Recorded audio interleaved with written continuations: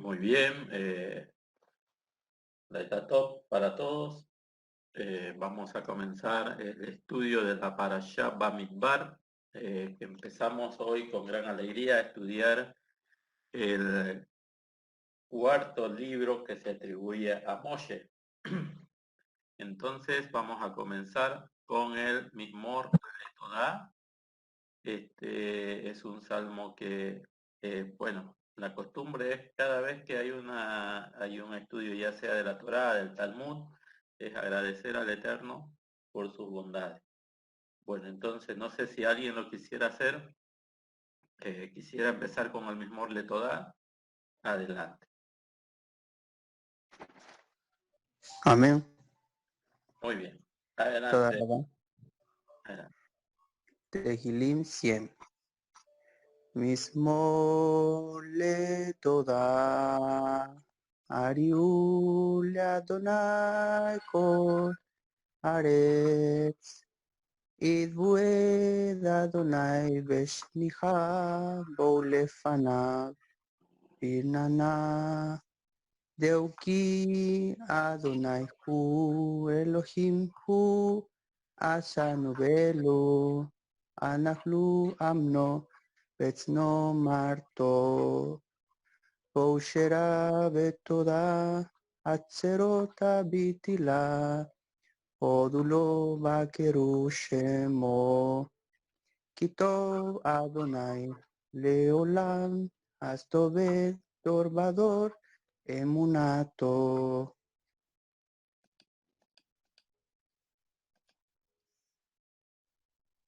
Melodía para dar gracias. Canten alegres a Adonai, habitantes de toda la tierra. Adoren a Adonai con alegría. Entren a su presencia con canciones. Reconozcan que Adonai es poderoso. Él nos hizo y somos suyos, su pueblo, y ovejas que Él atiende. Entren por sus puertas con agradecimiento, en sus atrios con alabanza. Denle gracias y bendigan su nombre, porque Adonai es bueno. Su amor es eterno y para todas las generaciones es su fidelidad. Amén. Amén. Muy bien. Baruch Hashem. Baruch Hashem. Bien. Hermano Pablo Gabriel, ¿usted puede hacer la bendición de la Torá? Amén, hermano. Adelante. Shalom a todos. Bueno, Baruch atah Adonai Eloheinu melech haolam asher bahar banu mikol ha'amim venatan lanu et torato. Bendito seas tú, Adonai, nuestro Elohim, Rey del universo, que nos elegiste entre todos los pueblos y nos diste tu Torah. Bendito seas, Adonai, que nos concediste la Torah. Baruch atah Adonai noten haTorah. Amén. amén. Bendito seas tú, Adonai, dador de la Torah. Amén. Amén. Muy bien, bueno, entonces vamos a hacer la lectura. Hermano Pablo, usted nos ayuda con la lectura. Vamos a leer el capítulo 1 de Bamidbar. Voy a dejar de presentar esto.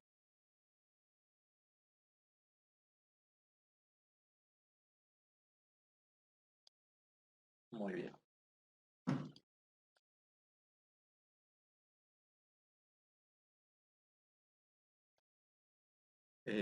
No sé, hermano Pablo, ¿está en condiciones de realizar la lectura? Si usted tiene un Sefer a mano con el que usted desee, si Sí, puede. es Muy bien. protector. Dale.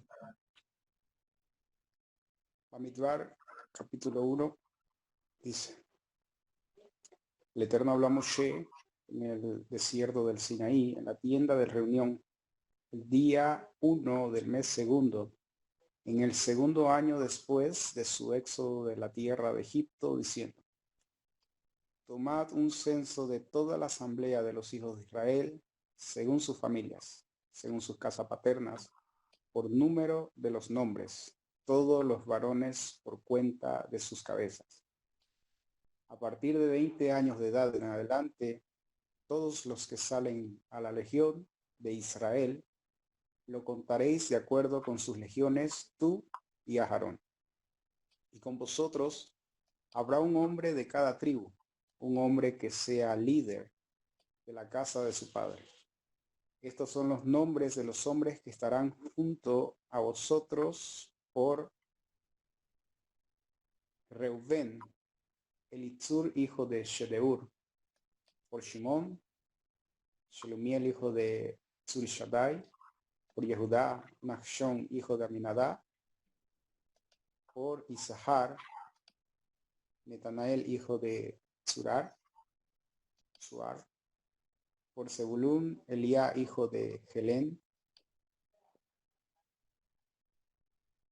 por los hijos de Yosef, por Efraín, Elishama, hijo de Amihud; por Menashe, Gamaliel, hijo de Pedatsur;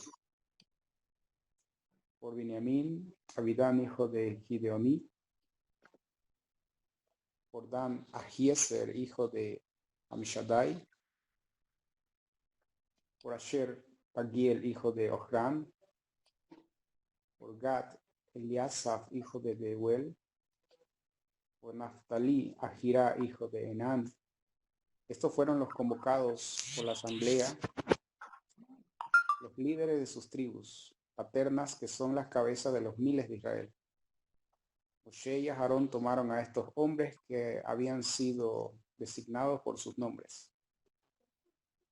Reunieron a toda la asamblea el día 1 del mes segundo y establecieron su genealogía según sus familias, de acuerdo con su casa paterna, por número de los nombres, a partir de 20 años en adelante, según la cuenta de sus cabezas. Tal como el Eterno le había ordenado a Moshe, los contó en el desierto del Sinaí. Estos eran los hijos de Reubén, primogénito de Israel. Su descendencia según sus familias, de acuerdo con su casa paterna, por número de los nombres, según la cuenta de sus cabezas.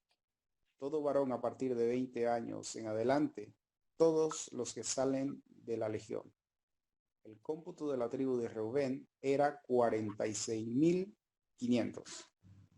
Por los hijos de Shimón, su descendencia según sus familias, de acuerdo con su casa paterna, sus números por número de los nombres, según la cuenta de sus cabezas, todos los varones a partir de 20 años en adelante, todos los que salen a la legión.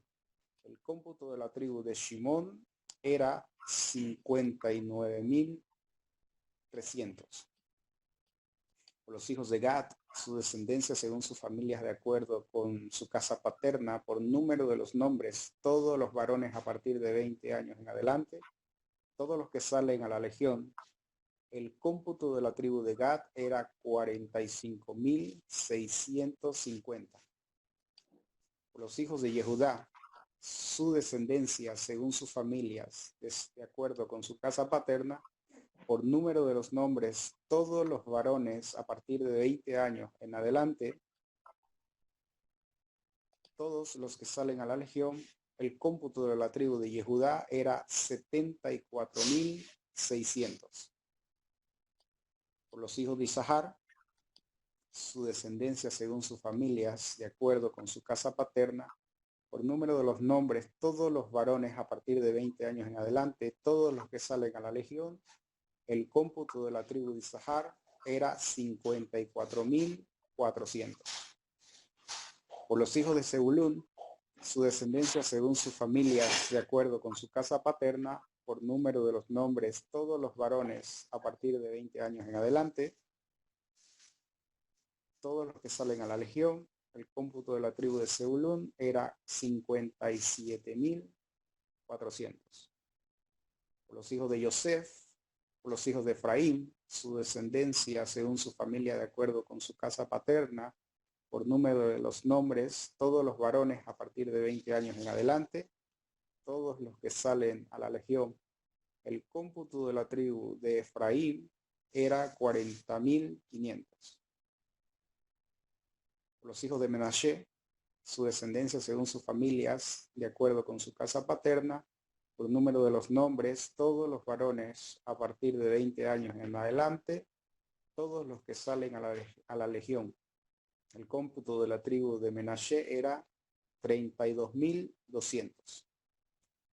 Por los hijos de Binyamin, su descendencia según sus familias, de acuerdo con su casa paterna, por número de los nombres, todos los varones a partir de 20 años en adelante, todos los que salen a la legión. El cómputo de la tribu de Beniamín era 35.400. Por los hijos de Dan, su descendencia según sus familias, de acuerdo con su casa paterna, por número de los nombres, todos los varones a partir de 20 años en adelante, todos los que salen a la legión. El cómputo de la tribu de Dan era 62.700. Por los hijos de Asher, su descendencia según sus familias, de acuerdo con su casa paterna, por número de los nombres, todos los varones a partir de 20 años en adelante, todos los que salen a la legión. El cómputo de la tribu de Asher era 41.500. Los hijos de Naftalí, su descendencia según sus familias, de acuerdo con su casa paterna, por número de los nombres, todos los varones a partir de 20 años en adelante, todos los que salen a la legión. El cómputo de la tribu de Naftalí era 53.400. Estos son los cómputos que Moshe, Aarón y los líderes de Israel contaron: 12 hombres, un hombre por su casa paterna. Estos fueron todos los cómputos de los hijos de Israel según sus casas paternas, a partir de 20 años en adelante, todos los que salen a la legión de Israel. El total de sus cómputos fueron 603.550. Los levitas según su tribu paterna no fueron censados entre ellos. El Eterno habló a Moshe diciendo: mas no contarás a la tribu de Leví y no harás censo de ellos entre los hijos de Israel. Ahora tú designa a los levitas sobre el Mishkan del testimonio, sobre todos sus utensilios y sobre todo lo que le pertenece. Ellos transportarán el Mishkan y todos sus utensilios, y ellos oficiarán y acamparán alrededor del Mishkan. Cuando el Mishkan se desplace, los levitas los desmontarán. Y cuando el Mishkan acampe, los levitas lo armarán. Y el extraño que se acerque morirá. Los hijos de Israel acamparán cada hombre en su campamento, y cada hombre bajo su bandera, según sus legiones. Los levitas acamparán alrededor del Mishkan del testimonio, para que no haya ira sobre la asamblea de los hijos de Israel.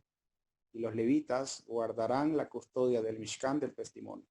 Los hijos de Israel hicieron todo lo que Adonai le había ordenado a Moshe, así lo hicieron.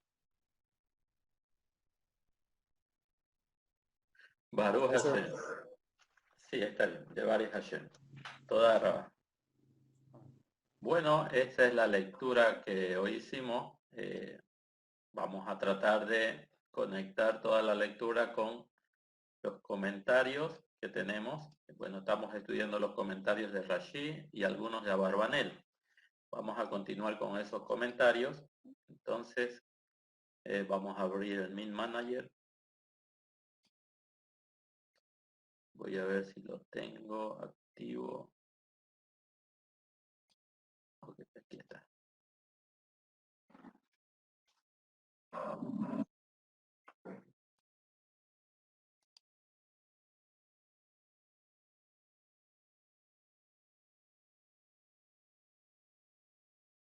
Ok, empezaríamos entonces por el capítulo 1. En esta parte tenemos los comentarios de Rashi, capítulo 1, 2, 3 y 4, y algunas reflexiones de Abarbanel lo tenemos por este lado. Vamos a comenzar viendo algunos de Rashi y luego vamos a ver algunos de Abarbanel. También, cuando ustedes estén viendo o escuchando los comentarios de Rashi o los comentarios de Abarbanel, si ustedes han estudiado y quieren adicionar algo o les llamó la atención algo, pueden participar. De momento yo voy a ir haciendo las lecturas, en algunos momentos voy a tratar también de participar, pero ustedes también pueden participar con relación a algún pasaje que ustedes hayan estudiado. Entonces comenzamos, Bamidbar, capítulo 1. Vamos por verso, nos vamos hacia arriba. Ok. Entonces el primero dice, y Adonai habló a Moshe en el desierto de Sinaí, en la tienda de reunión, el primer día del segundo mes. O sea, hoy es el primer día del segundo mes, hoy es el primer día del tercer mes. El segundo mes es el mes de Iyar. Entonces, esto ocurrió un año después, vamos a decir, Bamidbar se va a empezar a escribir, ahorita lo vamos a ver con Rashi, pero Bamidbar se va a empezar a escribir después de la construcción del Mishkan. Ok, entonces vamos viendo estas frases que nos tiene que decir Rashi. Está muy grande creo la fuente, la voy a reducir un poco. Dice, vamos a ver, fuente, ¿dónde estamos? Aquí estamos. Vamos a reducirlas un poco. A ver, vamos a ver 18. Era 18. Creo que le di muy grande la fuente. Bueno.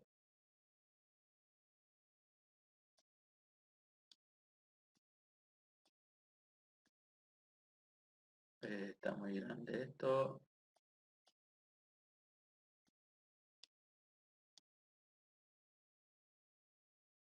Ok, entonces, inclusive está un poco grande. Vamos a reducirlo un poco para ver el pasaje también.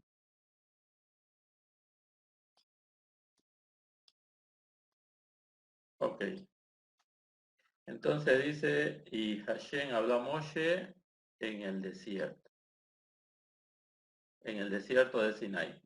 ¿Qué significa que Hashem habló? Según Rashi, en el desierto del Sinaí, él dice el primero del mes, porque le eran queridos, los contó muchas veces.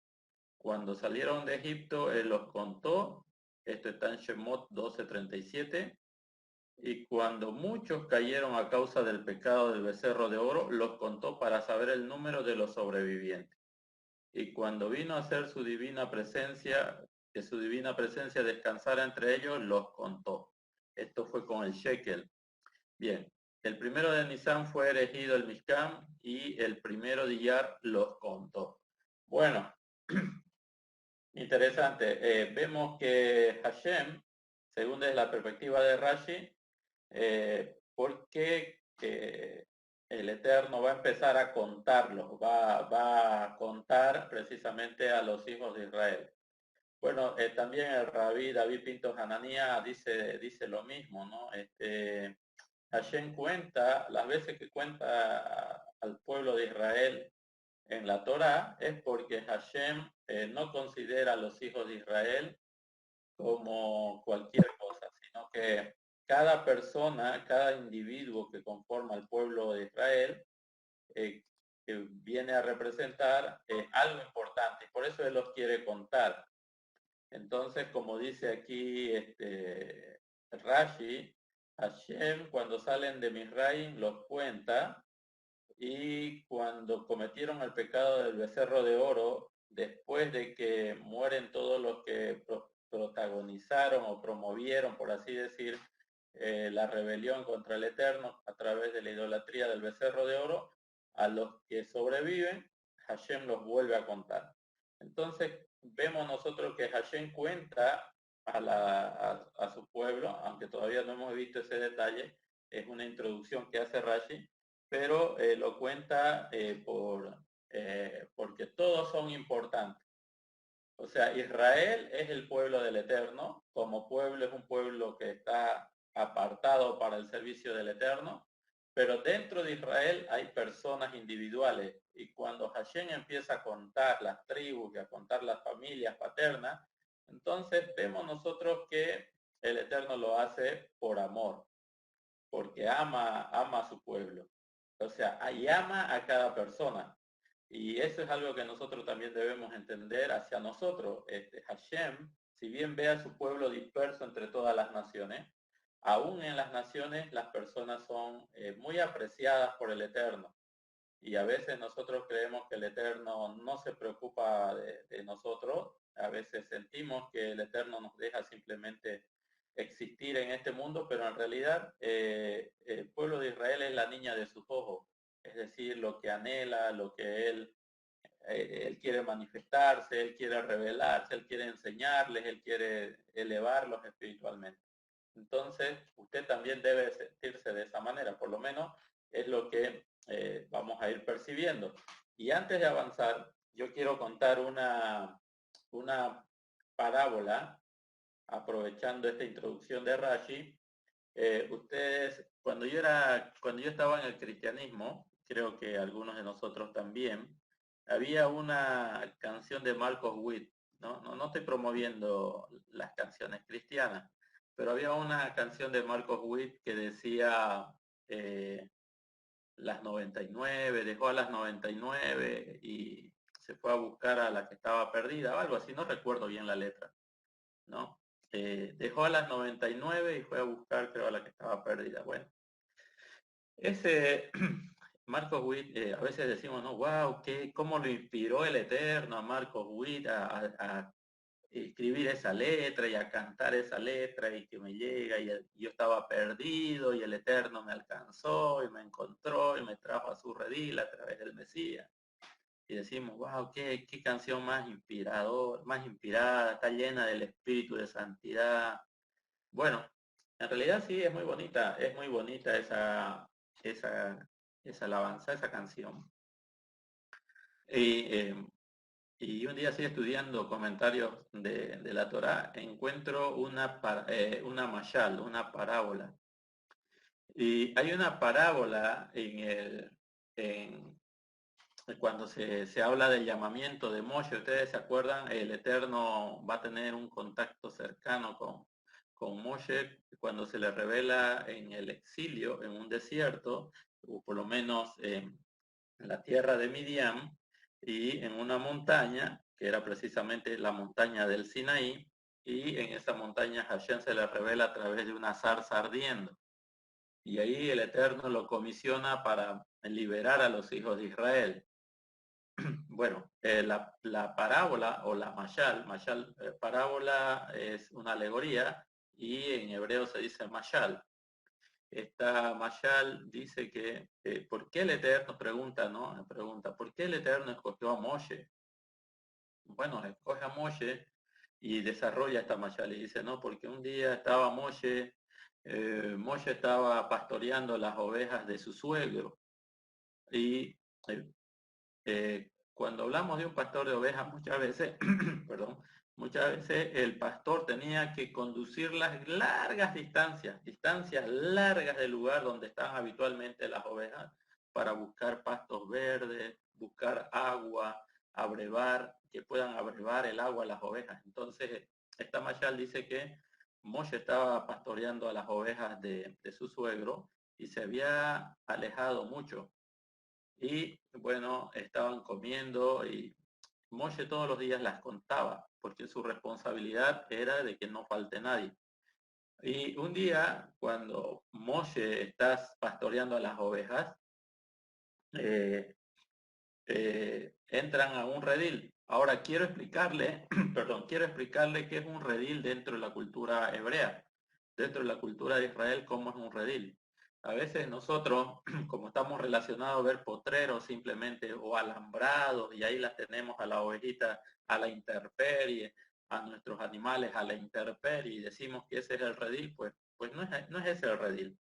Ese es un redil muy precario, puede ser un redil, pero es muy precario. Generalmente los pastores o las personas del Medio Oriente buscaban una cueva y en esa cueva, porque hay cuevas grandes, y en esas cuevas trataban de introducir la mayor cantidad de animalitos para protegerlos de los animales, porque imagínense, de la manera como hoy nosotros consideramos que son los rediles, unos alambrados, y lo dejamos a las ovejitas a la intemperie. Yo me puedo ir a dormir a mi casa, que puede estar cerca o alejado de lo que consideramos el redil, y viene una fiera salvaje, salta el alambrado y hace estrago con las ovejas.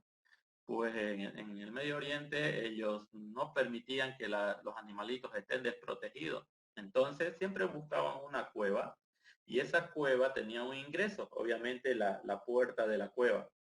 Y Esa puerta es la puerta, bueno, después vamos a hablar un poquito del Mashiach, pero vamos a terminar con esta mashal. Entonces buscaban una cueva y el pastor se encargaba de introducir una por una a las ovejas. Y a veces las podía contar en la puerta y a veces dejaba que todas entren y adentro las contaba, porque ya no se podían escapar las ovejitas. Y sucede que cuando Moshe entra al redil y las cuenta, wow, la sorpresa es que le faltaba una oveja. Entonces, ¿qué hizo Moshe? Moshe dice que cerró la puerta, es decir, puso una barrera en la puerta para que no se salgan las ovejas. Estoy hablando de un redil en forma de cueva, es lo que relata el Mashal, la parábola. Entonces, ¿qué hace Moshe? Moshe vuelve hacia atrás, camina como 5 leguas al lugar donde las estuvo apacentando a las ovejas y de pronto ve a una ovejita, era una cría que ya podía caminar por sí sola, ve a la ovejita y la ovejita se había alejado tanto del redil, de las otras ovejas, porque donde ellos estaban no había suficiente agua y ella encontró agua, pero no encontró el camino de regreso, estaba perdida. Y la Mashal dice que Moshe la ve y entendió por qué se había apartado la ovejita, porque quería tomar agua. Entonces, ¿qué hace Moshe? Moshe va y se acerca, obviamente estaba asustada la ovejita, pero reconoció a su pastor. Entonces, en la imagen del relato, Moshe levanta la ovejita, la pone sobre su hombro a la pobre para que no se canse y él la lleva cargada de nuevo otras 5 leguas, vuelve a donde están las otras ovejas en el redil. ¡Wow!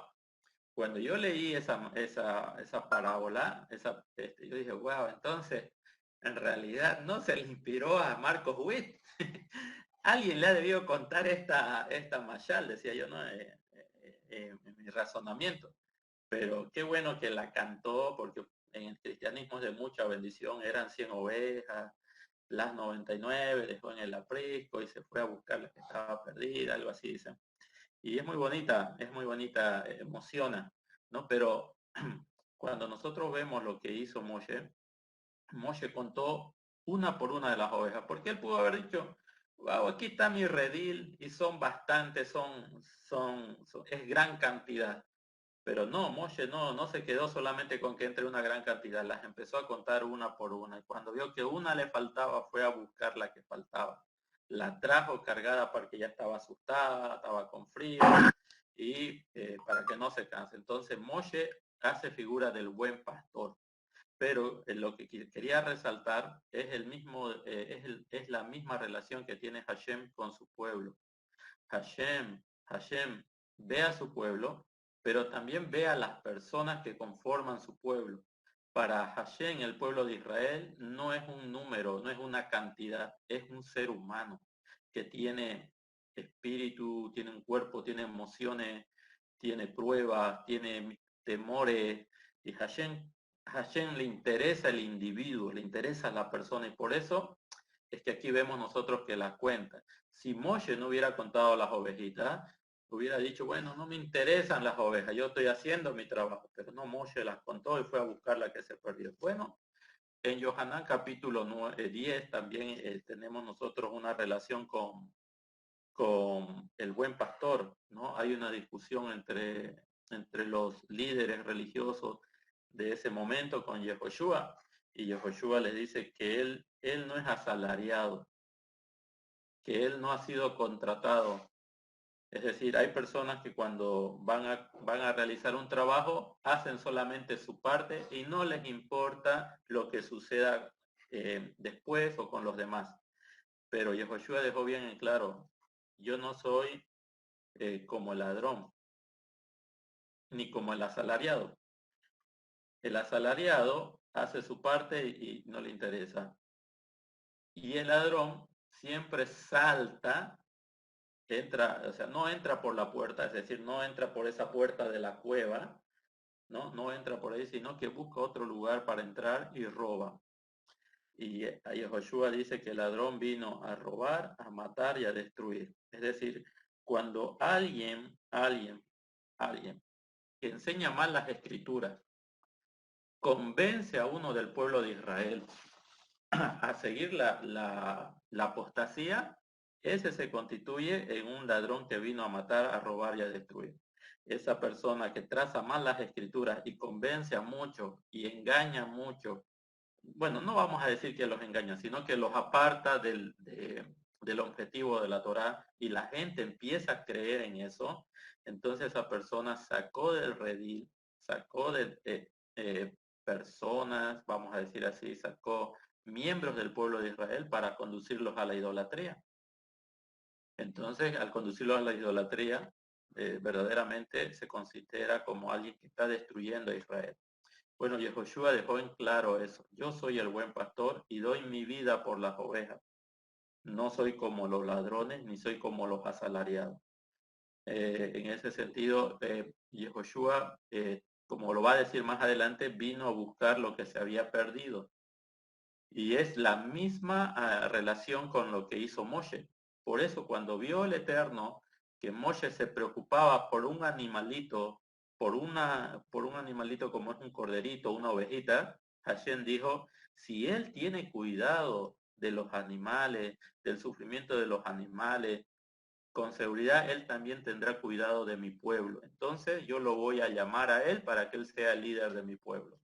Y esas son, en ese sentido, esta Mashal nos quiere enseñar esas cosas. Cuando usted está a cargo de un liderazgo, vamos a decir, espiritual, para usted cada persona debe constituirse en alguien importante.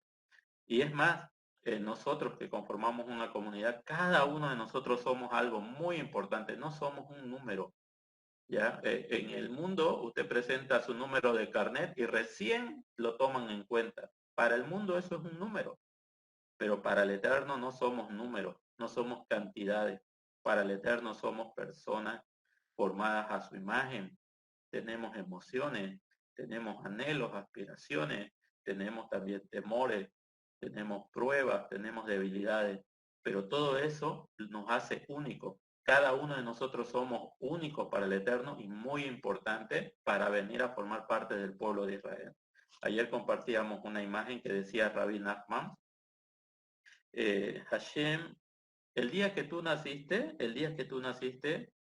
fue el día en que Hashem dijo que el mundo no podía existir sin ti. Esas palabras tienen que ver mucho con contar individualmente al pueblo de Israel. Cada uno de nosotros vino a cumplir un propósito. Hashem nos mandó con un propósito. Y si no cumplimos el propósito como debemos hacerlo, posiblemente el mundo sea dañado. Entonces, si usted nació en Panamá, si usted nació en Ecuador, si usted nació en Bolivia, en Cochabamba, nació en Santa Cruz, nació en La Paz, era porque ese es el lugar donde usted tiene que influenciar, usted tiene que elevarlo espiritualmente. Donde usted vive, donde usted reside, tiene una misión que cumplir. Todos somos importantes para el Eterno. Y es por eso que Él los cuenta de manera individual. Así como Moshe, con todas sus ovejitas, faltó una, fue y la buscó. Y así como Yehoshua dice que vino a buscar lo que se había perdido. Y además Él va a dar su vida, inclusive por sus ovejas, porque esto podía llegar a pasar. Se aparecían lobos, osos, el pastor que ama a las ovejas pelea contra estas fieras y las protege. Pero el que es asalariado va a huir, el que es asalariado huye. Y peor, el que es ladrón se las va a sacar del redil, es decir, los va a sacar del concepto de la Torá y lo va a llevar a una religión inventada o a conceptos y dogmas que no tienen nada que ver con el propósito y el diseño que Hashem tiene para el pueblo de Israel. Entonces, bueno, me gustó a mí la introducción de Rashi y me hizo acordar la canción de Marcos Witt y la canción de Marcos Witt. Bueno, yo lo critico ahora a Marcos Witt, ¿no? ¿Por qué no dice la verdad? ¿Por qué él no dice, yo lo leí en una mashal judía, en una mashal hebrea y de ahí me inspiré para hacer esta canción? No lo dice. Y bueno, no importa. De todas maneras, ha sido de mucha bendición. No tiene nada de malo esa canción. Lo único que es muy cristocéntrico. Ese es el problema del cristianismo, es que es muy cristocéntrico y como ya hemos visto, en realidad todo depende de Hashem. Y a veces estamos rayando un poquito en la idolatría cuando hacemos a Yeshua el centro de todo el sistema de adoración, cuando en realidad es solo Hashem. Solo Hashem. De él proviene todo lo bueno. Y él manda personas y manda al Mashiach todavía para que nos produzcan dentro de nosotros cosas muy buenas. Bueno, eso es lo que quería compartirles ahora. Tal vez me aparté un poquito del tema, pero me gustó la introducción de Rashi. Si alguien tiene algún comentario con relación a este pasaje, aprovechemos este tiempo y compártalo con nosotros.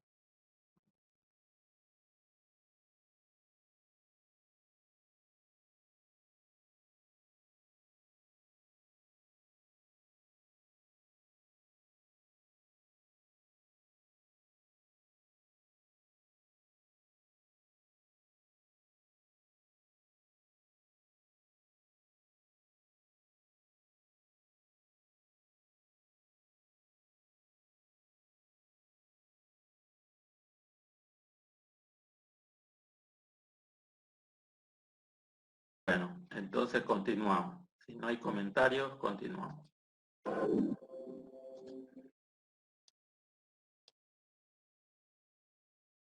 Vamos a aquí el 1, vamos al 2.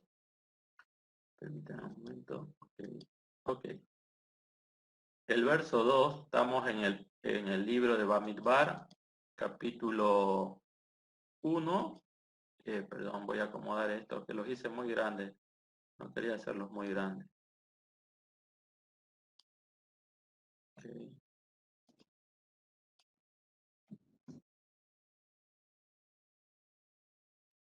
Ok. El capítulo 2 dice, ahora no se nota, vamos a agrandar un poco. Creo que ya se nota un poquito mejor. El capítulo 2 dice, tomad la cuenta de toda la congregación de los hijos de Israel, por familia según sus casas de sus padres, un conteo de cabezas de todos los varones según el número de sus nombres. Entonces dice Rashi, cuando dice por familia, es para determinar el número de personas de cada tribu. Luego dice, siguiendo la casa de sus padres. Aquí dice Rashi, si el padre de uno era de una tribu y su madre de otra tribu, escuchen bien, él es contado en la tribu de su padre. Wow, esto es interesante. Cuando ya después estudiamos el Keter y veamos la genealogía del Mashiach, algunos dicen, no, Yehoshua era descendiente de David por la línea de su madre. Por la línea de Miriam era descendiente de David. No.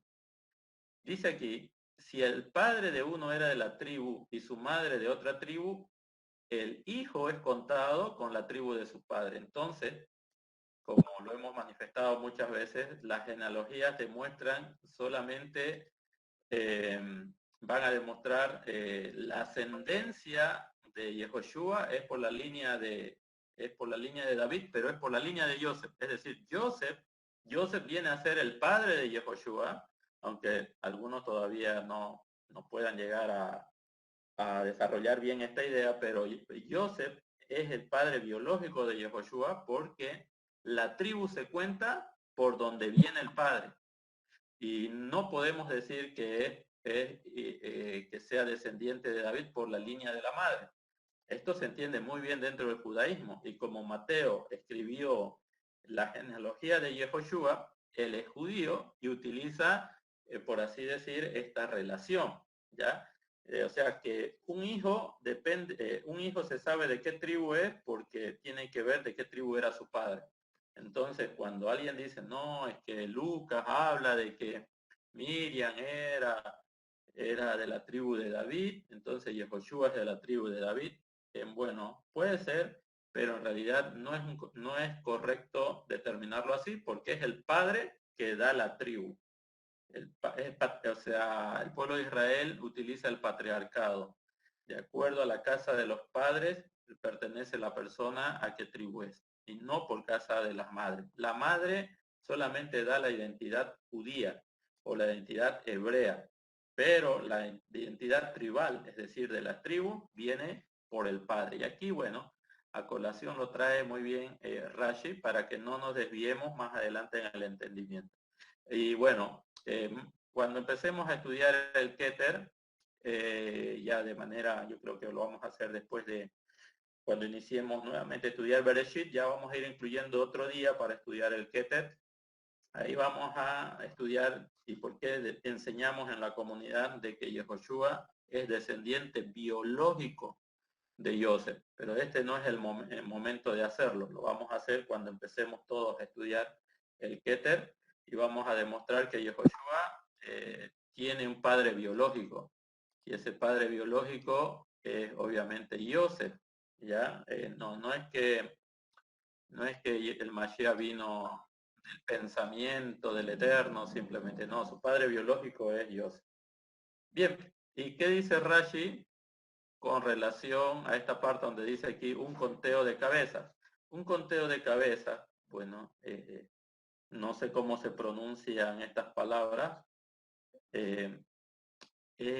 ¿Cómo se pronunciaría, hermano Pablo, si es que puede ayudarnos, ¿no? Si es que se puede, si es que se nota, voy a agrandarlo un poquito. Si no, no se puede, no hay problema. En el hebreo dice la... ¿Perdón? William. ¿Sí? Galgaletem. A ver, Gal... Legul Gelotam. Perdón, ¿cómo dice? Legul Gelotam. Legul Gelotam. Bueno, por medio de un ciclo. Esto es una beca medio ciclo por cabeza. Hay una relación con cabeza, donde dice ahí, está Legulgolet acerca del conteo, de que son cabezas y está siguiendo la misma línea. Ok, muy bien, excelente. Entonces eso porque proviene de esta palabra hebrea. Muy bien. Bueno, no sé si alguien quiere comentar algo más sobre este punto. Interesante. Bien, vamos a pasar al paso número 3. Cualquier comentario que quieran hacer adicional a lo que estamos leyendo, por favor, compártanlo. Entre todos va a ser más bonito si estudiamos. Vámonos al verso 3. El verso 3 dice, textual dice, a partir de los 20 años arriba, todos los que sean aptos para salir al ejército en Israel, los contaréis por sus legiones, tú y Aarón. Bueno, aquí sigue estando muy grande. La letra adecuada. Perdón, aquí también. Quise adelantarme y creo que puse mal los tamaños de letra. Paciencia, ya voy a aprenderlo bien este programa y lo vamos a poder aprovechar mejor más adelante. Por si acaso, este programa se llama el Min Manager y se lo vuelvo a recomendar. Es muy bueno para que ustedes hagan mapas mentales, exposiciones. Bien, entonces, cuando dice aquí, todos los que son aptos para salir al ejército, dice Rashi, esto nos informa que nadie salió al ejército por debajo de la edad de 20 años. Esta es la edad, 20 años, o sea, esto es un hebraísmo, ¿ya? Cuando dicen todos los que son aptos para salir al ejército, bueno, es un hebraísmo. Ya no necesitamos que nos digan todas las personas de 20 años que son aptas para salir al ejército. No, esto es un hebraísmo y significa que son personas ya mayores de 20 años. Quiere decir que a los 20 años una persona está capacitada para salir al ejército. O sea, ha vivido lo suficiente y ahora está en condiciones de proteger a los miembros de su pueblo. Antes no. A los 20 años es que una persona en Israel va al Hazal, no, perdón, va al ejército. Va al ejército. Es un hebraísmo, ya no se vayan a olvidar.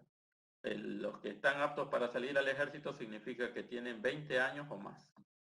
Luego el Pasuk 4 dice, con vosotros estará un hombre de cada tribu, uno que sea Rosh, cabeza de la casa de su padre. Algunas versiones va a traducir que sea príncipe de su casa. Bueno, es el término príncipe que encontramos en la Reina Valera y en otras versiones, es anacrónico. Es decir, que ese término nunca se conoció en los días del desierto. Ya, ese término es un poco moderno y engloba otra cultura. Otra cultura. Por ejemplo, cuando Casidoro de Reina, fíjense que aquí también el comentario dice príncipe, debemos entender que el contexto de Rashi obviamente era en la Edad Media, cuando hegemonizaba todavía el catolicismo a través de muerte. Entonces él se crió con ese lenguaje, pero ¿por qué la versión de Casidoro de Reina o todas las versiones latinas traducen príncipe? Príncipe de cada tribu, como aquí en el comentario. Bueno, porque ellos son hijos de su cultura. Ellos saben, en la Edad Media gobernaban los reyes y los hijos de los reyes eran príncipes. Pero en el desierto no había ese concepto, todavía no había la monarquía. Y en realidad aquí debería decir, bueno, no es que lo estemos criticando a Rashi, Rashi es hijo de su cultura, de su tiempo.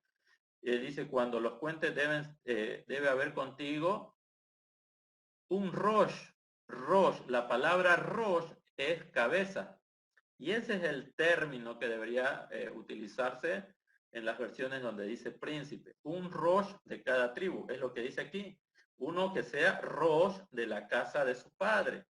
Entonces, simplemente a colación, las versiones donde traducen príncipe es anacrónico, ya no representan la cultura de la Edad Media que nosotros venimos a formar parte de esa transición cultural, ¿ya? Pero en el hebreo no hay el término príncipe para los días de Moshe, porque no había monarquía, pero sí el de Rosh, ¿ya? Eso simplemente para que vayamos viendo, ¿no? De que inclusive Rashi y también, por ejemplo, el Rambam es hijo de su cultura y la cultura donde se desarrolló su judaísmo, el Rambam es la cultura árabe. Todos los textos que ha escrito el Rambam, o sea, toda la enseñanza judía del Rambam, él ha escrito en árabe. Entonces, en algunos textos del Rambam van a haber palabras que son árabes, porque él está escribiendo a una comunidad judía, pero que vive en un entorno árabe. Y aquí Rashi está haciendo el comentario un comentario judío, pero en una cultura donde la comunidad judía se está desarrollando y está en la Edad Media, generalmente lo que influenciaba mucho en los estados era la cultura romana, ¿ya? Eso simplemente para que vayamos situándonos un poquito más en el desarrollo de la exégesis o de los comentarios que se desarrollan en las versiones, sobre todo en las versiones modernas. Bien, el 5 dice, estos son los nombres de los hombres que estarán contigo. Bueno, yo les sugiero que, fíjense, no hay comentario en el 5, no tenemos comentario, el 6, el 7, el 8, el 9, el 10, porque se van nombrando a quiénes son los rosh, quiénes son las cabezas, ¿ya? Se van a ir nombrando. Así que ustedes lo puedan leer, ya lo leyó nuestro hermano Pablo al inicio, pero si ustedes quieren repasarlo, lo pueden leer. Vamos al 16, aquí tenemos un comentario. Permítanme, voy a poner, estamos estudiando los comentarios de Rashi, no se olviden. Ya, estos son comentarios muy bonitos. Si alguien también quiere, en algún momento quiere hacer comentario, ya saben, pueden participar, no se queden callados. Todo lo que ustedes saben nos edifica también. Es importante en estos momentos que estamos estudiando que ustedes también puedan compartir. Y en el 16 dice, estos fueron los convocados por la congregación. Los príncipes, bueno, aquí vuelvo a decir príncipes, pero son los rosh de las tribus de sus padres. Ellos son los rosh, jefes de los millares de Israel. Entonces, los convocados de la congregación, dice, ellos fueron convocados para cada asunto importante concerniente a la congregación. Claro, obviamente, los rosh tienen la responsabilidad de mantener el orden dentro de la comunidad, de la congregación, de la Cajal, que es Israel. ¿Ya? O sea, cuando alguien escoge a un rosh, es porque ve que esa persona tiene un espíritu desarrollado de apego y conocimiento a las normas éticas, en este caso, de la Torá, porque ya están en el segundo año, ya fue entregada la Torá, o por lo menos ya fueron entregados los 10 mandamientos. Bien, el 17 dice, entonces Moshe y Aarón tomaron a estos hombres que fueron indicados por sus nombres. Estos hombres significan los Rosh, ¿ya? Los Rosh de cada tribu, aunque aquí leamos los 12 Rosh, o aunque aquí leamos los 12 príncipes. Bien, ¿quiénes fueron señalados? Dice aquí, por ejemplo, dice que fueron señalados por sus nombres. ¿Qué significa que fueron señalados? Dice a él aquí por sus nombres. Es decir, claro, se los nombró a ellos por sus nombres, por eso fueron señalados. El 18, permítame un momento.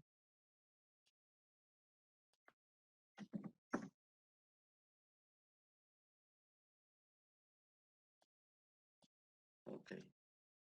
El 18 dice, y reunieron a toda la comunidad o la cajal o la congregación el primer día del segundo mes, es el primero de Iyar, y declararon su genealogía según sus familias, según las casas de sus padres, conforme a la cuenta de los nombres, una cabeza de cada varón de 20 años arriba.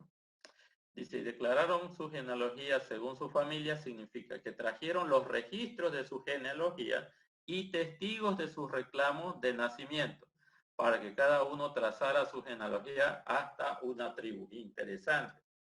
Entonces, esto fue analizado, si bien Moshe tenía Ruach HaKodesh, pero fue analizado y cada uno de estos, vamos a decir, aspirantes a Rosh de cada tribu tuvieron que demostrar a qué tribu pertenecían y que de verdad eran miembros de esas tribus. Interesante, me gustó este comentario.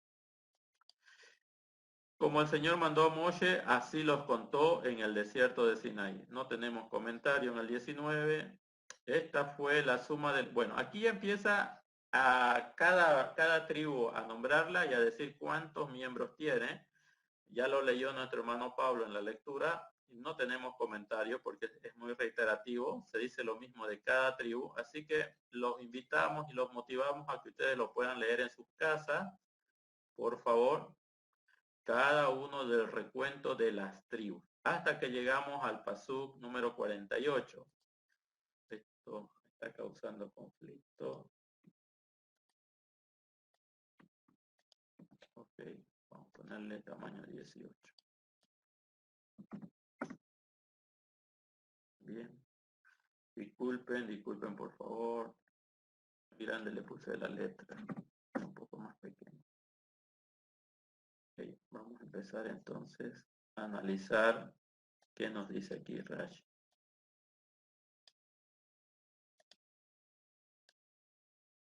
Todavía está muy grande. Un poquito menos.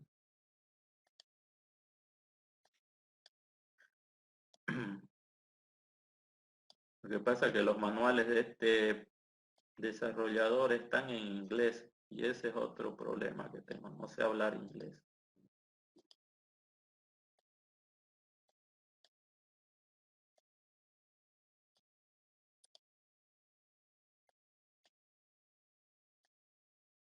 Pero con prueba y error vamos a ir aprendiendo a manejarlo bien. Ok, entonces estábamos aquí en el 48.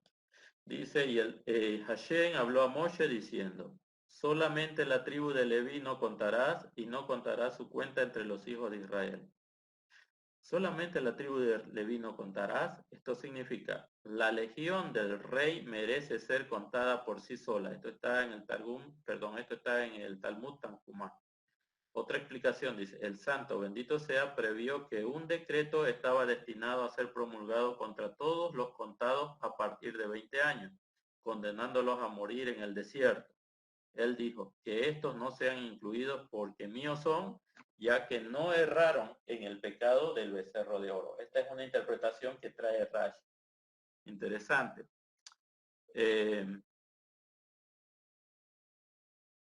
Ok, bueno, yo tengo un comentario aquí, no recuerdo del rabino, lo escuché el día domingo, estuve escuchando un comentario. Hay un rabino muy bueno, pasan su link al vivo, yo lo voy a tratar también de publicar en los grupos para que ustedes se conecten.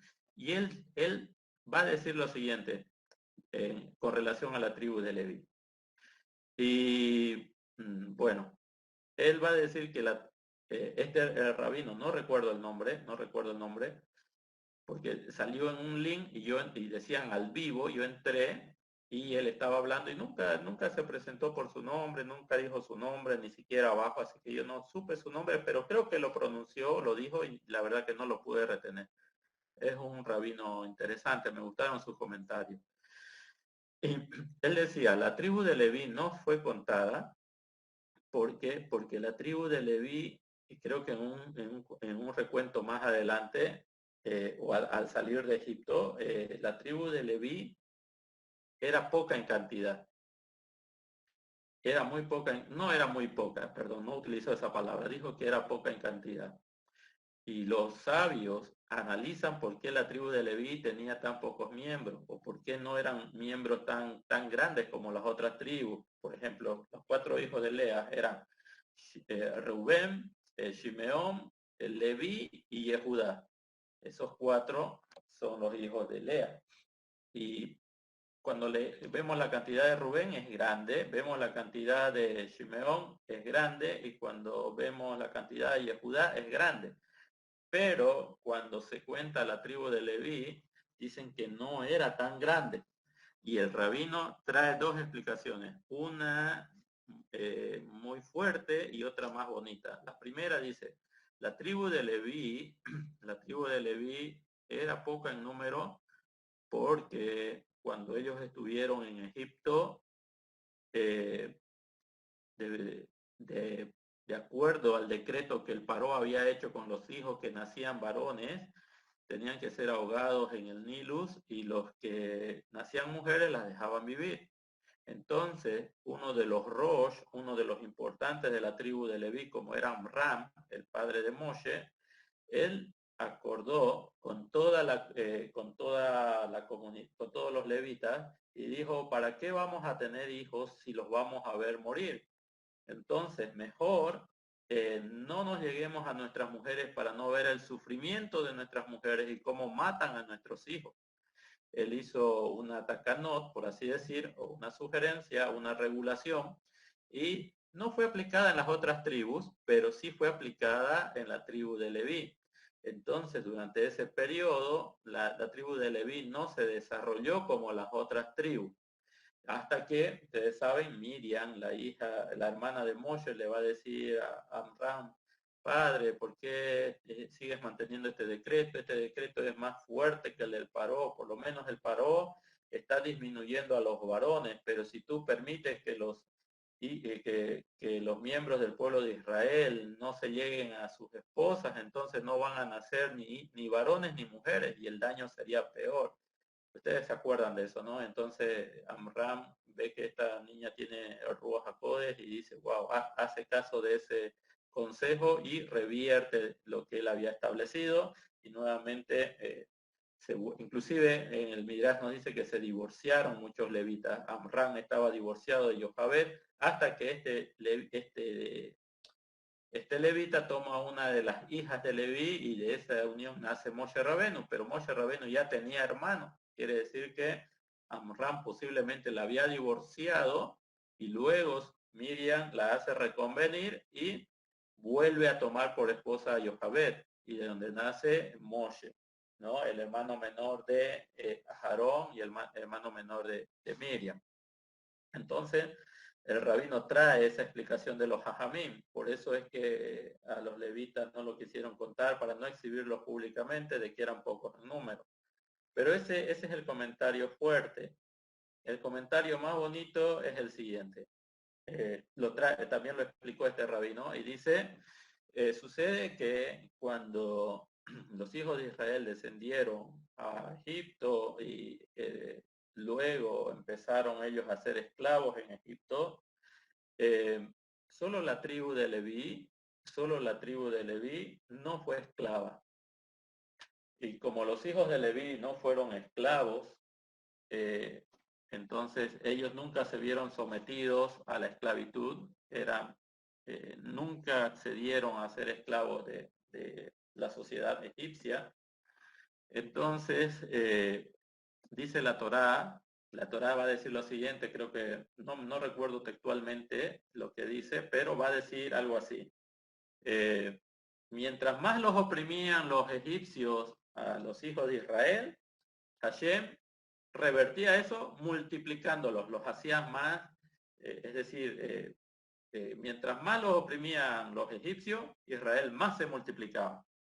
Bueno, y comenta aquí el rabino, bueno, esto es verdad, porque cuando los hijos de Israel eran esclavos de los egipcios, como eran esclavos de los egipcios y los egipcios ponían un rigor muy fuerte sobre los hijos de Israel, que era lo que sucedía, Hashem revertía eso y hacía que se reproduzcan más. O sea, aumentaban más en número. Mientras los egipcios querían desgastarlos y hacerlos desaparecer, el Eterno revertía eso y los multiplicaba. Pero esto solamente sucedía con a los cuales los egipcios le ponían cargas pesadas. Como los hijos de Leví no fueron esclavos, entonces se exceptúa que los egipcios pusieron cargas pesadas sobre los levitas. Y es por eso que cuando se cuentan los hijos de Leví, después de la salida de Egipto, ¿qué notamos?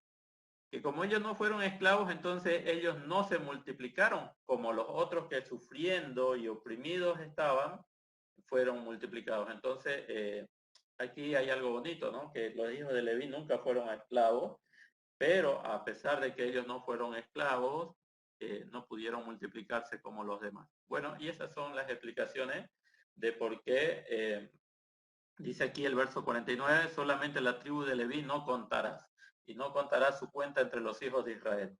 Y traen esas explicaciones los sabios, esto era para no avergonzar a los hijos de Leví. Pero cuando escuchamos los comentarios de los sabios, por lo menos yo lo escuché de la boca de este rabino, muy buena su explicación, tratan siempre de encontrar el lado positivo. Y me gustó ese comentario, de verdad, los hijos de Leví no fueron esclavos, pero a raíz de eso puede ser que no se hayan multiplicado como los demás. Pero también traía una enseñanza el rabino que compartía esta explicación.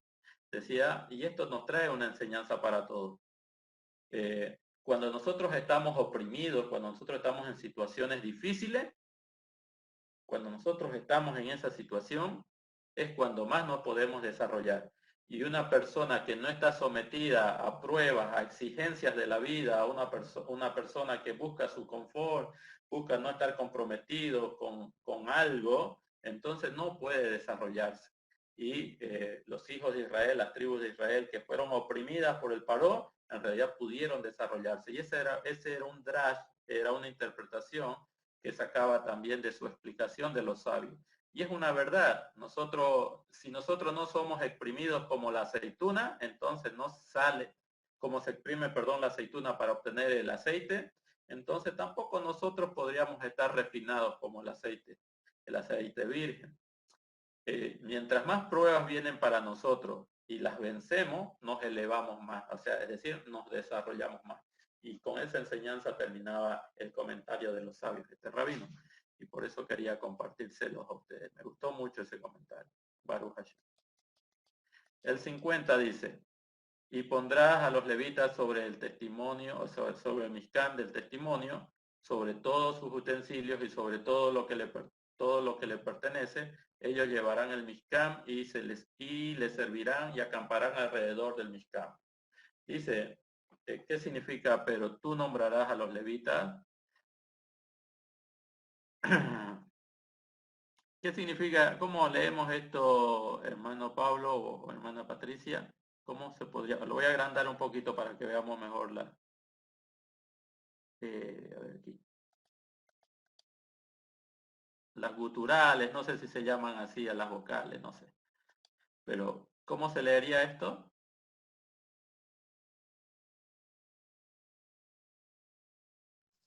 Jafiquet.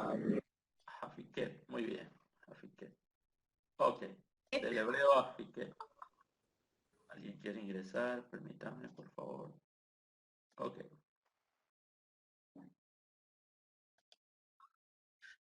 Afiquet.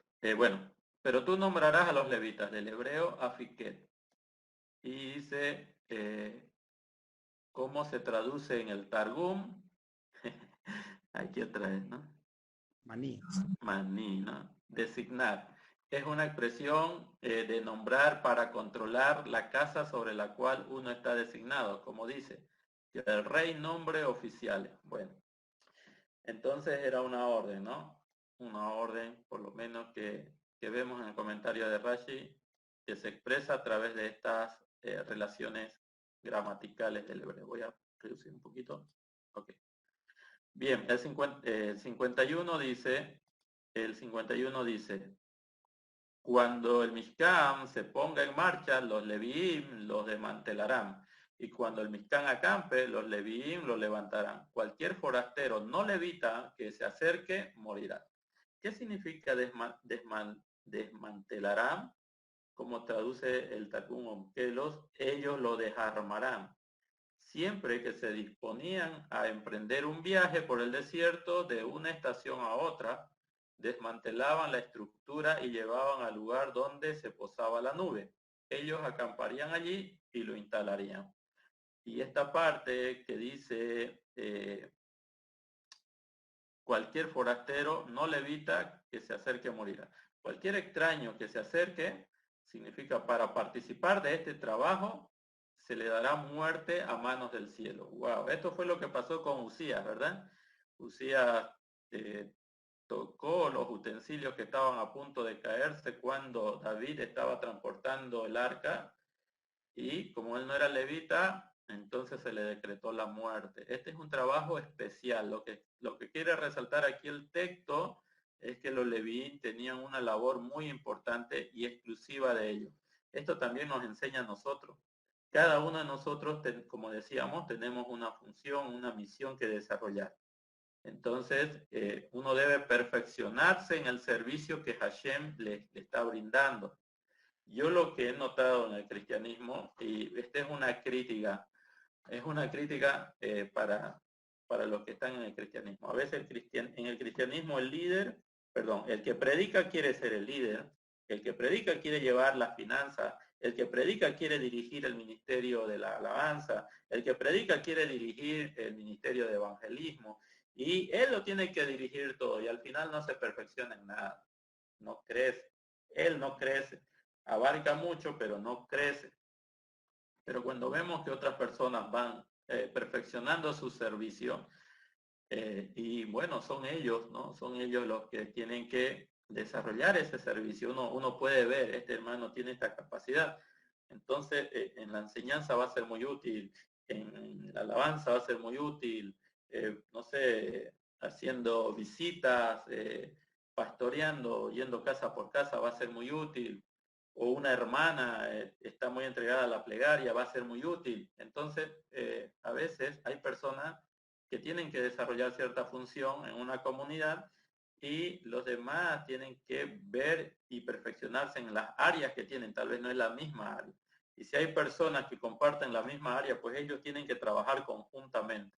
Pero no le vamos a pedir al hermano William que agarre la guitarra, porque no toca bien la guitarra, cuando hay otros que tocan muy bien la guitarra. Entonces, aquí también vemos nosotros que hay un trabajo específico para los Leviim, porque ellos tienen la capacidad de hacerlo, y una persona que sea extraño a ellos no puede hacerlo. No puede hacerlo. Es muy bueno. Pero bueno, el espíritu aquí de la Torá es que en cuestión de la tribu de Leví, ellos son los únicos que manejan los utensilios. ¿Ya? No puede hacerlo cualquiera de otra tribu. Muy bien, vamos a continuar. El 52 dice, los hijos de Israel acamparán cada uno en su campamento y cada uno en su división. Y cada uno por su división, dice Rashi, significa como las divisiones que están ordenadas en este libro de Bamidbar. 3 tribus para cada división. Eso lo vamos a ver en la próxima parashá, la distribución de las tribus alrededor del Ohel Moed, o lo que es el Mishkan. El 53 dice, los levitas acamparán alrededor del Mishkan del testimonio para que no vengan ira sobre la congregación de los hijos de Israel, y los levitas guardarán la guarda del Mishkan del testimonio. Y Rashi interpreta esto, dice, para que no haya ira. Si actúas de acuerdo con mi mandato, no habrá ira, pero si no, y los extraños participan de este servicio, habrá ira, como encontramos con el incidente de Coré, es decir, porque la ira ha salido de Hashem. Muy bien, interesante. Al finalizar dice, y los hijos de Israel hicieron conforme a todo lo que Hashem había mandado a Moshe, así lo hicieron. Con este verso, este pasú, terminamos el capítulo 1, ¿ya? Del comentario a la Torá de Rashi. Vamos a ver ahora un comentario de lo que Abarbanel, reflexiones de Abarbanel sobre la parashá Bamidbar.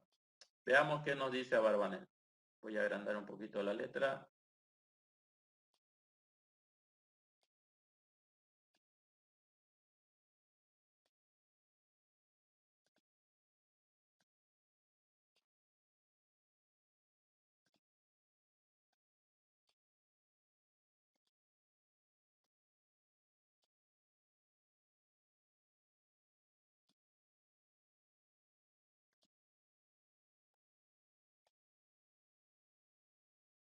Abarbanel en la parashá. ¿Qué nos dice Abarbanel? Perdón, vamos a agrandar aquí un poquito la letra.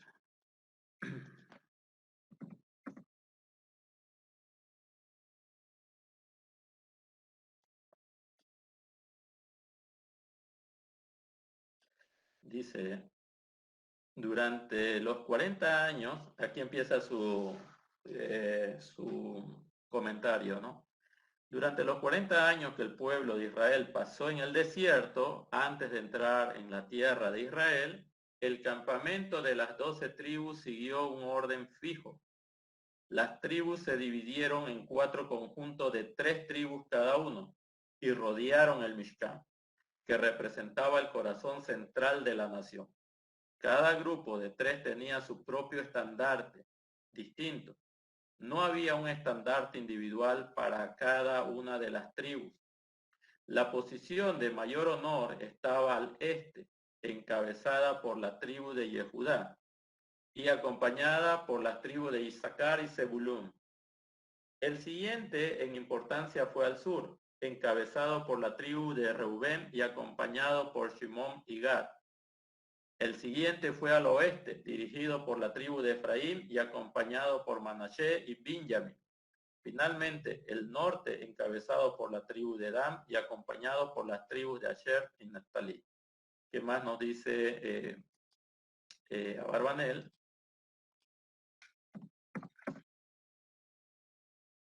En su comentario, él continúa diciendo, la configuración de las tribus requiere explicación.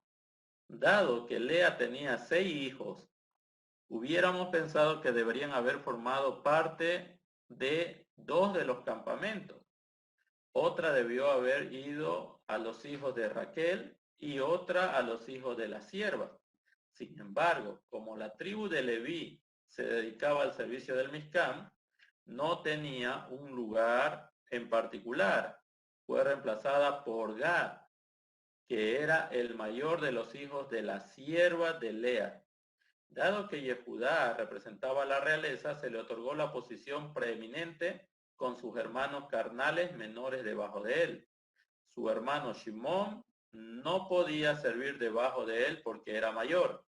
También era apropiado que Issacar acompañara a Yehudá, ya que los miembros de esa tribu se destacaban por su sabiduría, especialmente en términos de cálculos astronómicos que serían útiles para los gobernantes, o sea, para los reyes. Por eso dice Abarbanel que era necesario que esté al lado de Yehudá. Los hijos de Raquel comprendían la totalidad de un campamento, Efraín y Manashe representando a Yosef. Y los 3 hijos restantes de las siervas dirigidos por Dan comprendían la totalidad del campamento final. Dan lideró el último campamento basado en su fuerza, como lo indica el versículo en referencia A él será Dan serpiente junto al camino y víbora junto al sendero. Bereshit 49, 17. ¿Qué más nos dice Abarbanel?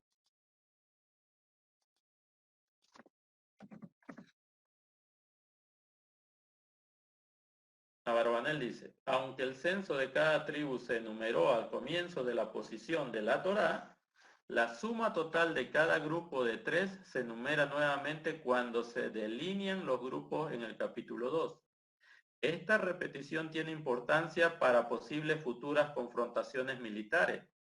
Cuando la nación se mudó a un nuevo sitio en el desierto, fueron dirigidos por el estandarte de Yehudá, que tenía la mayor cantidad de hombres en edad militar.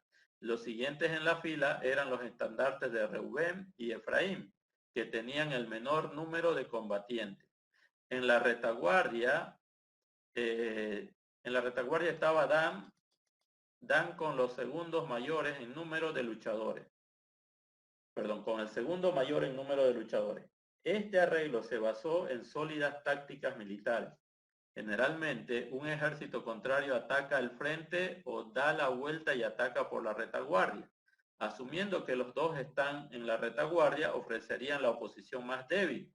Por supuesto, esto es lo que había hecho Amalek cuando atacó a los debilitados rezagados.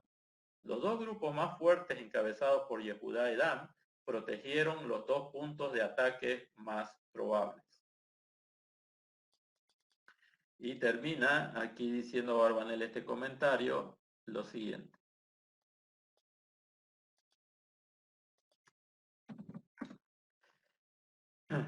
Perdón. Esto también explica por qué el orden de la lista de las tribus cambia del capítulo 1 al capítulo 2.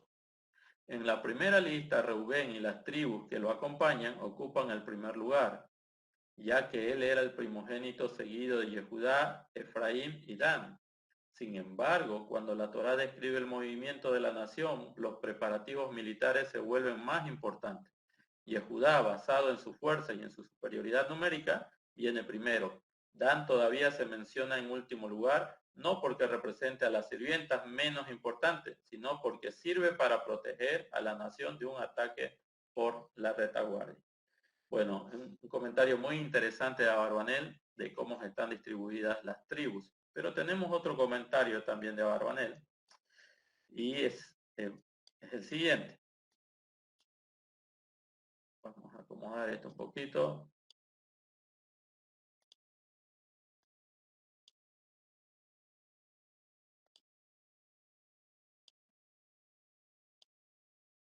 Okay. Está muy grande. Muy bien. Este también. Vamos a ver. El otro comentario que tenemos a Barbanel dice lo siguiente. En la parashá de esta semana, la Torá detalla el censo que se realizó a todos los varones de 20 años en adelante, después de su salida de Egipto. Abarbanel cuestiona la necesidad de este censo, ya que un año antes se contabilizaba la misma población mediante la donación de cada individuo de medio ciclo para la construcción del Mishkan. A Abarbanel también le extraña que el cómputo sea exactamente el mismo en ambos casos, resultado imposible ya que habría un número importante de individuos que tenían 19 años en el momento del primer censo y solo serían contabilizados en el segundo censo. Continúa diciendo, respecto a la primera pregunta, responde que en este punto la nación pronto estaría entrando a la tierra de Israel. Claro, para ese momento estaría pronto a entrar a la tierra de Israel, la cual tendría que ser conquistada militarmente. Así como un rey haría un censo cuidadoso de sus tropas disponibles antes de embarcarse en una campaña militar. La Torá establece específicamente que Moshe contó desde los 20 años de edad en adelante todos los que salen a la legión de Israel, al ejército de Israel.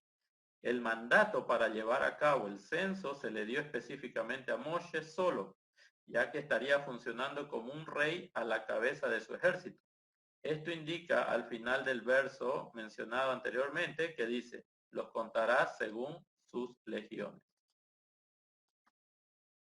Abarbanel continúa diciendo, la Torá luego pasa a designar un líder para cada una de las tribus, ya que tendrían que saber cuántos hombres estarían bajo su mando, ya que tendrían que asumir, como enfatiza el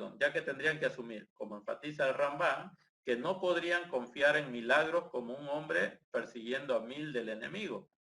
Además, dado que habría una división de la tierra entre las tribus, cada líder debería conocer la población de su tribu en comparación con los demás, dado que este censo era parte de una próxima campaña militar que finalmente resultaría en la división de la tierra.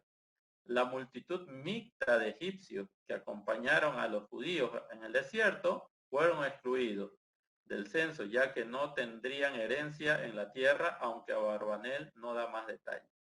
Bueno, esto es lo que hablábamos, ¿no? Del proceso de conversión. Que cuando alguien hace el proceso de conversión, el estatus de sus hijos viene a ser con todos los derechos de un judío para recibir herencia. Veamos.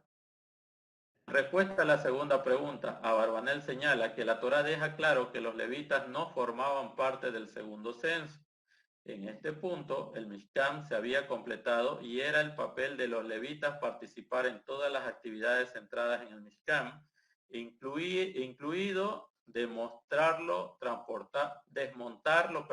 transportarlo y volver a erigirlo. Dado que los levitas estarían exentos del servicio militar y no tendrían una porción específica en la tierra de Israel, no había necesidad de contarlo en el segundo censo. Sin embargo, el primer censo se llevó a cabo antes de que los levitas fueran específicamente designados por el servicio en el Mishkan. Y dado que también contribuyeron con un medio ciclo al Mishkan, fueron contados junto con todas las demás tribus. Así, aunque el número del segundo censo sumaron miles de jóvenes recién cumplidos. Bueno, ¿qué es lo que nos quiere decir Rashi en esta segunda pregunta? Él se sorprende por qué los resultados del primer censo, que fue el momento de salir el momento de la salida de Misraim, va a coincidir en cantidad al momento de ser censados en este momento, un año después. Y Abarbanel lanza la pregunta, ¿no? ¿Acaso no habían personas de 19 años que salieron en el momento, que cumplieron 19 años o tenían 19 años en el momento preciso de la salida de Egipto? Si esto se produce un año después, ¿no tendrían que ser contados como nuevos integrantes de 20 años? Bueno, ¿y cómo él resuelve esta situación? Porque los levitas no son contados. Entonces, la cantidad de levitas que participaron en el primer censo viene a ser la cantidad de nuevos miembros de Israel que ya cumplieron recientemente 20 años. Y así Abarbanel entiende que se puede no justificar, sino que da una explicación de por qué la cantidad de los hijos de Israel, tanto en la salida de Egipto como en este momento, coinciden. Y volvemos a reiterar, Abarbanel dice, ¿por qué? Porque en el primer censo los hijos de Leví fueron contados. En este segundo censo no son contados, pero todos los que tenían 19 años en el momento de la salida de Egipto ahora tienen 20 años y son contados, lo que nos da a entender que los nuevos integrantes de 20 años en la comunidad de Israel representaban la misma cantidad de levitas que fueron contados en el primer censo. Interesante, me gustan este tipo de análisis que hacen porque nos ayuda a resolver algunas inquietudes para el que ama los detalles de la Torá, ¿verdad? Muy bien, vamos a quedar en esta parte, no hemos terminado con el estudio, ahora quisiéramos escucharlos a ustedes, quisiéramos también escuchar sus interpretaciones sobre algún pasaje, ya, sobre algún verso o sobre algún tema que ustedes hayan visto en la parashá, algún comentario de la parashá. Entonces, aprovechemos este tiempo, todavía tenemos unos minutitos para que podamos seguir estudiando sobre la Torá. Yo lo veo importante, More, digamos, el análisis que hace Abarbanel, porque él tiene razón y no es solo la multitud de levitas, porque ellos no iban al cuartel, pero nada más no se cuentan en el censo. Pero no eran pues todos levitas lo que eran, digamos, de 19. Yo pienso que ahí todavía hay algo para sacar todavía, porque no, habían de otras tribus también que no era la tribu de Leví, pero que que también tenían 19 y hicieron 20 años. ¿Y dónde están eso en el censo? Y tiene razón ahí en esa parte, Barbanero. Ese sería mi punto de aporte. Ah, ya no. Bueno, lo que yo entendí, y creo que lo aclara Barbanel, no está diciendo que los que tenían 19 años de los de Leví. No. Los de Leví fueron contados en el primer censo, cuando salen de Egipto. Ahí se incluye a todos los levitas mayores de 20 años. Ahora, en este nuevo censo que estamos viendo un año después, esto ya en Bamidbar, no se cuentan los levitas. Pero cuando sumamos las cantidades de todas las tribus en el primer censo y luego sumamos las cantidades de todas las tribus en el segundo censo sin tomar en cuenta los levitas, porque Hashem no quiere que se los cuente, la cantidad coincide, es coincidente. Entonces eso quiere decir que cuando salieron de Egipto, habían miembros de 19 años, pero en todas las demás tribus. Es decir, la tribu de Judá tenía una cantidad de jóvenes de 19 años, que no entraron en Por eso, ¿y por qué en el censo da lo mismo? O sea, debería haber más, pues lógicamente. Claro, da lo mismo porque en el segundo censo ningún levita es contado de los que ya fue contado. Quiere decir, Entonces descontaron los levitas y por eso quedó tas con tas, como se dicen. claro, pero los de 19 años eran de las otras tribus, porque ningún levita fue contado en este segundo censo. Y ahí me parece interesante lo que dice Barbanel. Es decir, los que tenían 19 años en el momento de la salida de Egipto, que podían ser de la tribu de Judá, Rubén, Simón, Shagar, Zabulón, de todas las demás tribus, menos de la de Leví, en este censo ya son contadas como de 20 años. Y ellos, esa cantidad que cumplen 20 años en este censo, es la misma cantidad de levitas que fueron contados en el primer censo.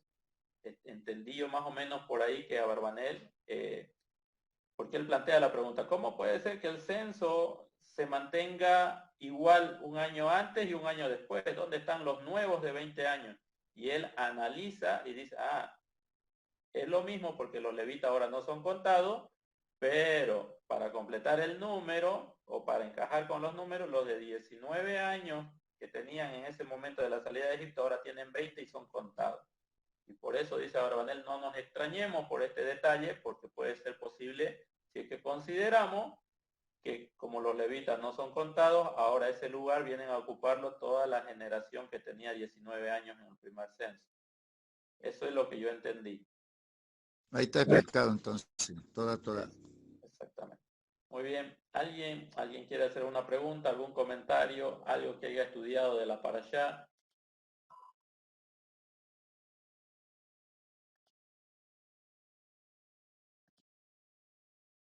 Participen. No la podemos pasar estudiando a Rashi, pero también es bueno que ustedes participen, aporten, nos ayuden.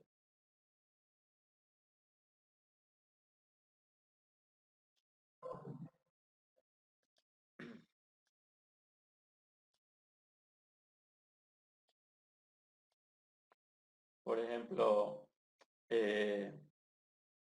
podríamos ver por qué esta parasha se llama Bamidbar.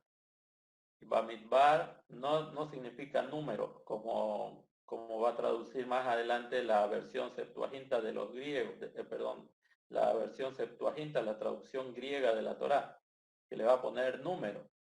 Y los griegos le ponen números a este cuarto libro porque en este libro se van a detallar varios censos.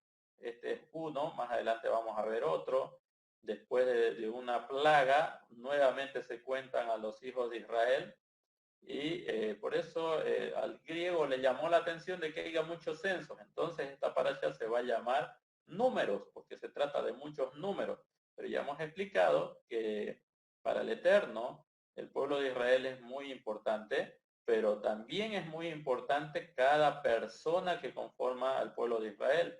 Y no se la debe considerar como un número, sino que somos personas especiales, tenemos emociones, inteligencia, tenemos sentimientos, percepciones, estímulos, o sea que somos algo especial, no simplemente una cantidad, un número. Pero en el hebreo, el cuarto libro no se llama número, se llama Bamidbar. ¿Alguien sabe qué significa Bamidbar? ¿Qué significa la palabra Bamidbar?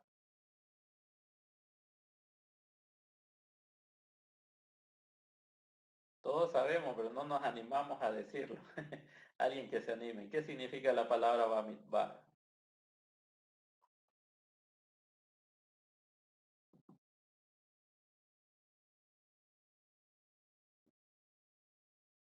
En el desierto. Eso significa Bamidbar. Así empieza este libro, ¿no? En el desierto, ok. Entonces, ¿por qué en el desierto?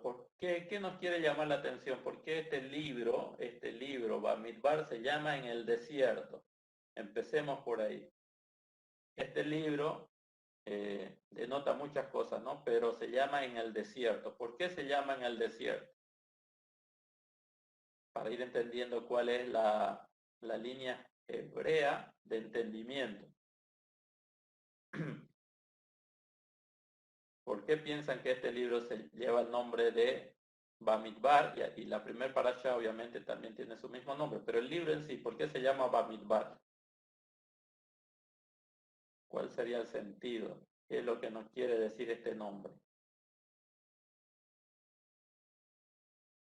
A ver, hermana Patricia, ¿usted qué opinión tiene? ¿Por qué se llama Bamidbar este libro? ¿Alguna opinión? ¿Algo que nos quiera compartir?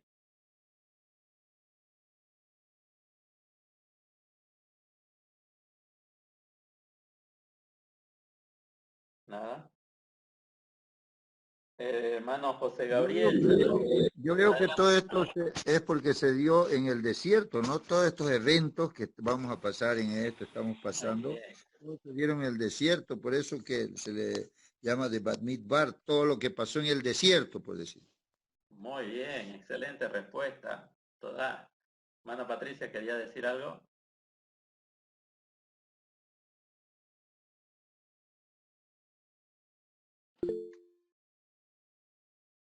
Shalom, dice Amado. Tal vez porque todo pasó en el desierto, como dice el hermano. Ah, muy bien, exactamente, hermana Noemi. Es una buena respuesta. Otra opinión. ¿Alguna otra opinión?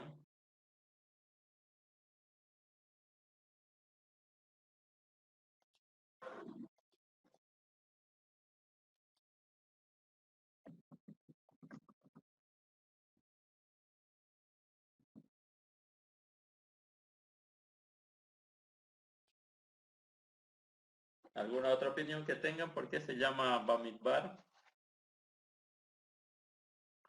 Bueno, lo han dicho muy bien, es porque vamos a ver nosotros en este libro, y este libro, miren, si las naciones gentiles estudiasen este libro, eh,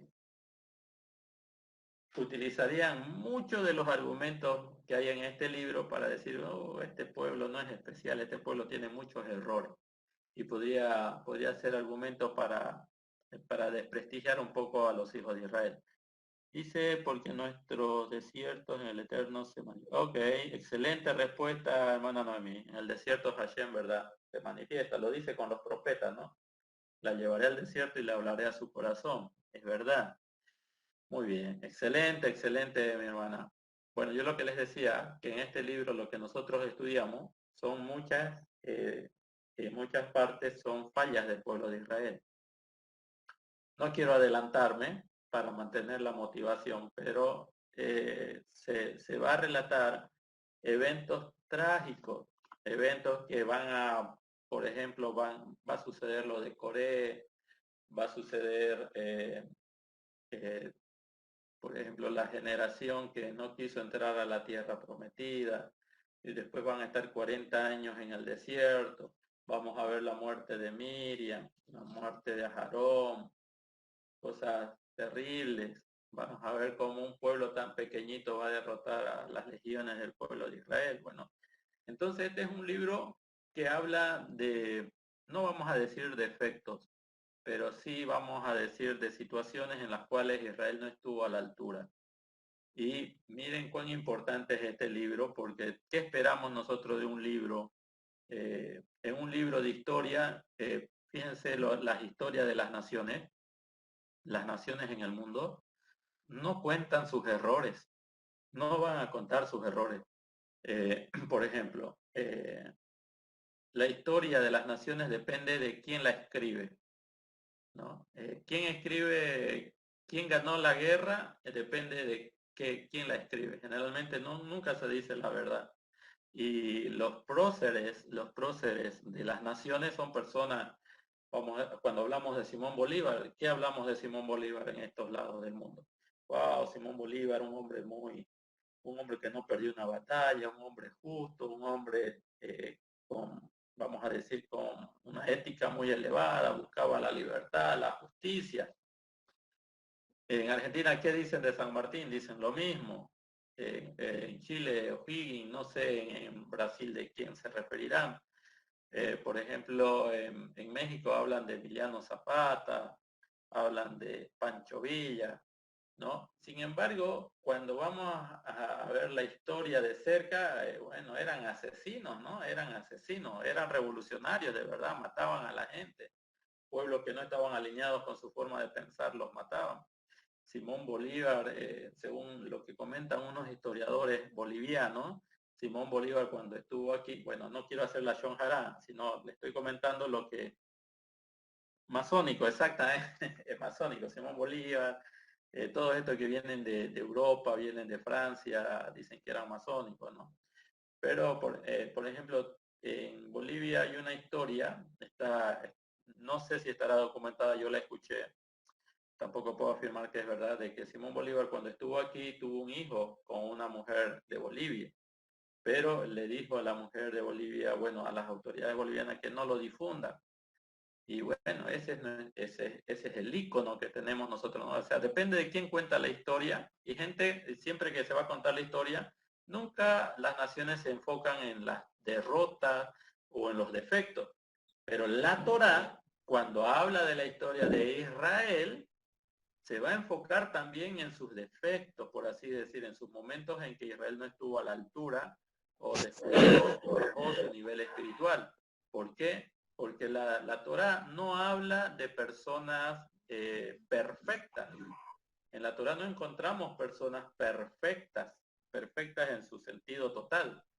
En la Torah encontramos a personas de carne y hueso, que tienen defectos como el rey David, que con sus defectos, Hermano, pero un donde su aporte cuerpo también. se elevó. Sí, adelante. También estos días yo recibí en internet, digamos, por Facebook sobre Cristóbal Colón. Según nosotros, los descendientes sefarditas que estamos viviendo por estos lados, siempre hallamos que fue una grande persona que sacó al pueblo de Israel de allá, que estaba en las cárceles, ¿no? Por causa de la Inquisición, los trajo para acá. Pero aquí resultó que hay apareció un montón de documentación que aquí Colón había hecho y deshecho con las Indias y con todo, o sea, lo peor que había hecho de cosas, o sea, aparte de salvarlo a los judíos, pero después vinieron otras carabelas, otros grupos ya de españoles, ya y hicieron mucha cosa, inclusive mataron muchos incas, mucha gente para pedir oro, buscar oro y todo más. Entonces, y también vemos eso, lo que usted hablaba de Bolívar, ¿no? Por razón, yo he visto varias personas, uno en Brasil, vi un cochabambino y otros así, su creencia es que apellidan Bolívar. ¿De dónde tienen su apellido Bolívar? Me gustaría saber eso. Ese sería solo mi aporte. Ok. Bueno, entonces, dice nuestro hermano, Cristóbal Colón promovió la matanza y no respetó a las tribus que vivían en aquel entonces. Sí, seguramente. Seguramente se enfrentaban a un nuevo mundo. Claro, y bueno, hay cosas que nosotros, que la historia trata de mostrarnos como íconos, hombres, precursores de la justicia. Así son. Eh, así es la historia, depende de quién la escribe. O sea, ¿quién tiene la verdad en la historia? No se sabe, porque En un hecho bélico, Argentina va en su historia, por ejemplo, nosotros en Bolivia tenemos la pérdida del mar, nos las enseñaron de una manera, pero cuando usted va a Chile, en Chile la historia chilena la enfoca de otra manera.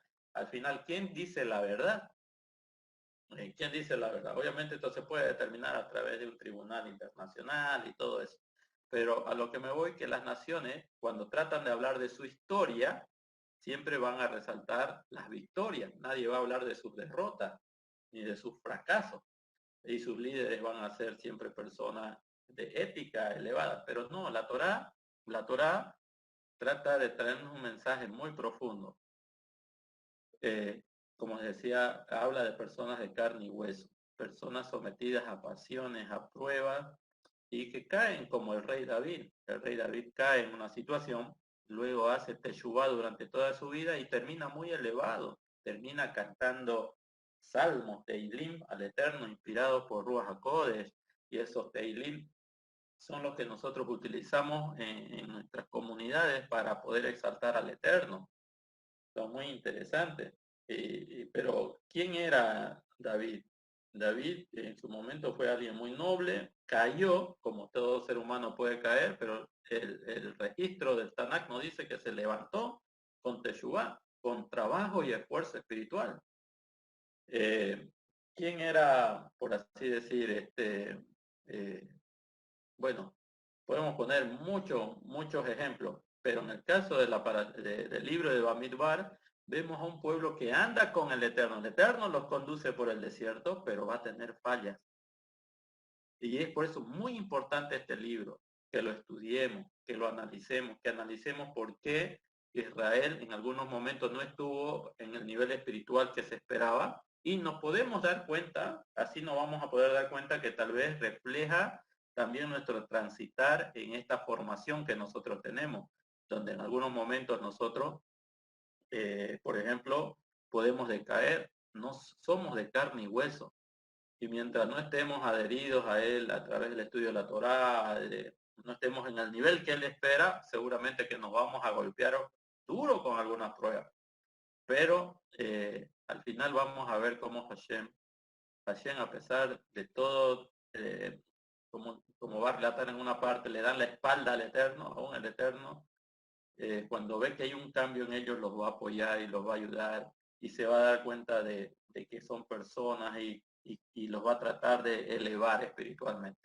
Entonces, como dijeron por ahí, Bamidbar habla del desierto, de los eventos que van a ocurrir en el pueblo de Israel durante 40 años en el desierto.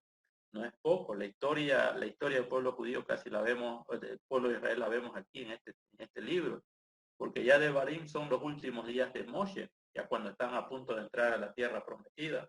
Entonces Bamidbar va a tener para nosotros, como todos los libros de la Torá, cada sección de la Torá va a tener enseñanzas donde nosotros mismos nos vamos a poder reflejar y vamos a darnos cuenta que en determinadas situaciones fuimos un David, en determinadas situaciones fuimos un Sansón, en determinadas situaciones fuimos un Shimon Kefa tal vez, ¿no?